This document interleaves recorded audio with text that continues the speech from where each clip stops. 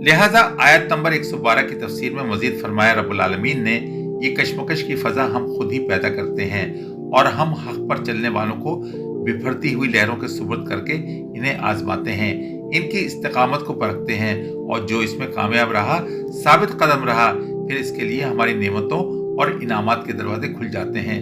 इस मैदान में, इस कठिन रास्ते पर जो जितना साबित कदम रहता है, हमारी आजमाइशों में पूरा उतरता है, जिसकी इस्तिकामत पहाड़ों जैसी होती है। इसका ईसार और कुर्बानी बेमिसाल होती है, इतना ही इसका मुकाम और मर्तबा बुलंद होता जाता है। लिहाजा ये आयत इन राह के मुसाफिरों की दिलजोई और तस्कीन का सामान मुहैया करती है, जिनकी हक की राहों में कांटों भरी झाड़ियां ही झाड़ियां होती हैं। लिहाजा राह के मुसाफिरों को मुतमईन रहना चाहिए। तारीख गवाह है, नबियों, रसूलों और नेक लोगों की जिंदगी इन इम्तिहानात से भरी हुई थी।